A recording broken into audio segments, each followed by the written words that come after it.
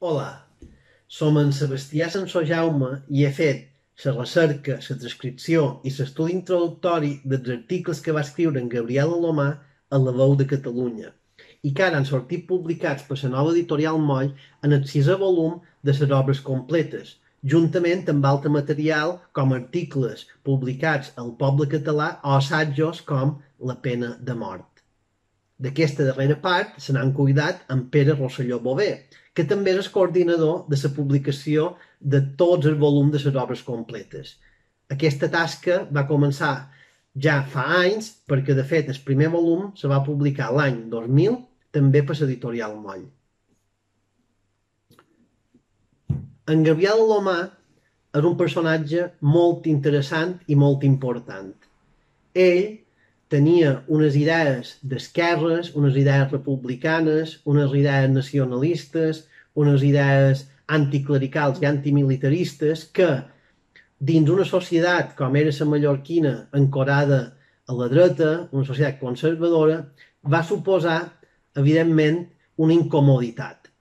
Així tot va ser un personatge influent, ja que, entre d'altres coses, va ser polític.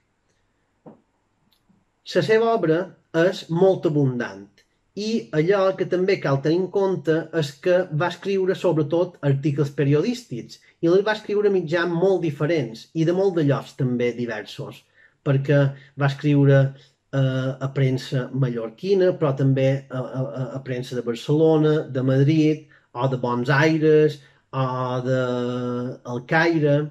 Per això aquest procés és tan costós i tan laboriós. Així tot, en el meu cas, vos he de dir que tot i aquesta feinada que suposa és sempre molt gratificant perquè s'aprèn moltíssim llegint en Gabriel Alomà.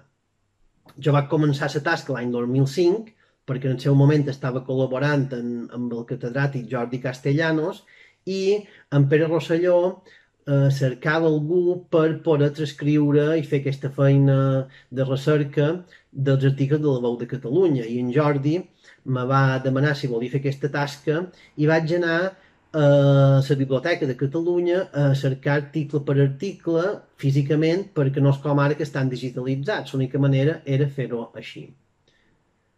Els articles de Alomà sempre tenen, en el cas de La Veu de Catalunya i és extensible a moltes d'altres col·laboracions, una mirada mallorquina, però no defuig del context estatal ni del context internacional.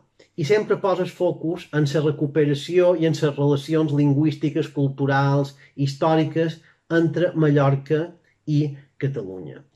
Val molt la pena llegir-lo, perquè també te n'adones que té una mirada transversal, te n'adones de la seva gran capacitat d'entremesclar temàtiques, t'ajuda a situar l'època, però també te n'adones que moltes de les coses que escriu encara són d'una rabiosa actualitat.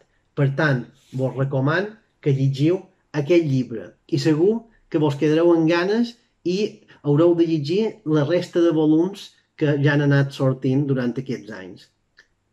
Perquè llegir no només mos aporta molt de coneixements, també mos aporta felicitat.